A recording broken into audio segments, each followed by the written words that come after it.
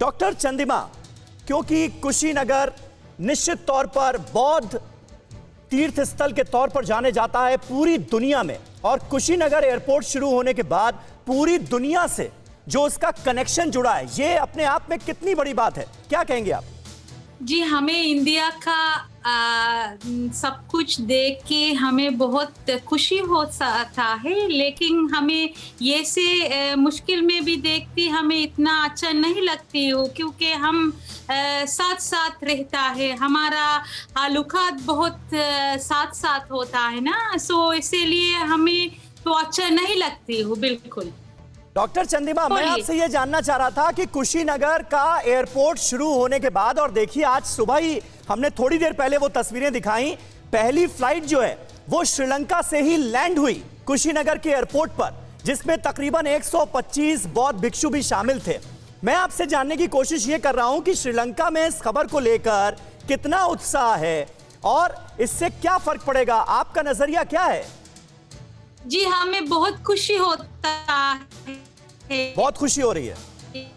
हाँ जी, हमें बुद्धिज्म का ताल्लुकात साथ साथ है ना, हमें हर साल में श्रीलंका से बहुत माँ ने, बाप ने, पूरा फैमिली ने इंडिया का दर्शन देखने आते हो, हमें बहुत खुशी मिलता है। इंडिया का ऐसे आज श्रीलंका से वो फ्लाइट आया है, बहुत अच्छी खबर है, ये तो बहुत खुशी का बात है हमें। बिल्कुल बिल्कुल, बहुत अच्छी खबर है। और हर्षवर्धन त्रिपाठी जी इस वक्त हमारे साथ मौजूद हैं। हर्षवर्धन जी, तस्वीरें देखिए हमारे सामने हैं, प्रधानमंत्री नरेंद्र मोदी उद्घाटन के लिए पहुंच चुके हैं, मंच पर आसीन हैं।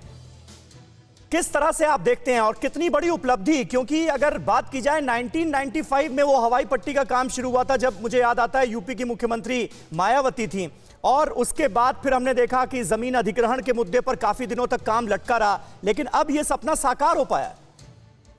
देखिए समीर, सबसे पहले तो ये मुझे लगता है कि सिर्फ इसको इस तरह से देखना कि एक कुशीनगर में हवाई अड्डा बना या बड़ी हवाई पट्टी बनी और उससे उत्तर प्रदेश बिहार भर को लाभ होगा, तो ये थोड़ा सा अन्याय होगा। और आपने अभी बताया कि मायावती जी के समय में इसकी शुरुआत हुई थी और उन्होंने बहुत कोशिश की थी, एक तरह से कहें कि उत्तर प्रदेश में लखनऊ हो, गौतम बुद्ध नगर हो, दूसरी कई जगहें हैं जो देखने लायक हो गई। लेकिन क्या वजह बन गई कि 1995 के बाद हम 2021 में बैठकर ये बात कर रहे हैं। उत्तर प्रदेश जैसा राज्य जहां कई बड़े ऐसे शहर हैं जो सेल्फ सफिशिएंट हैं, यानी अपने आप में, जो आज नरेंद्र मोदी जी कहते हैं कि आत्मनिर्भर भारत होना चाहिए, उत्तर प्रदेश में अपने से बड़े बड़े शहर हैं। और आप सोचिए कि लंबे समय तक अभी काशी और प्रयाग में ऐसा पूरी तरह से ऑपरेशनल एयरपोर्ट नहीं था, बनारस तो फिर भी हो गया, प्रयाग नहीं हुआ था।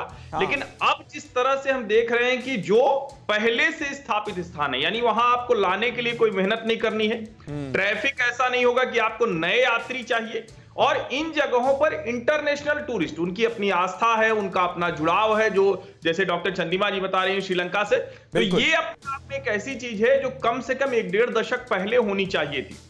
लेकिन आज अगर ये हो रही है तो निश्चित तौर पर उस पूरे क्षेत्र के लोगों को डेवलपमेंट, जिसको कहते हैं कि टूरिज्म के लिहाज से जो बढ़ेगा। और एक बात और जो हम लोग कहते हैं कि पिछड़े इलाकों में उद्योगपति क्यों नहीं जाते, भाई ये भी तो हो सकता है ना कि सरकार पिछड़ा इलाका रहने न दे, तो उद्योगपति अपने आप जाएगा और विकास बिल्कुल सही बात है, बढ़ेगा। तो ये मुझे लगता है कि बहुत बड़ा काम। ठीक है। अड़ी सोमवार से शुक्रवार शाम 6 बजे सिर्फ TV9 भारतवर्ष पर।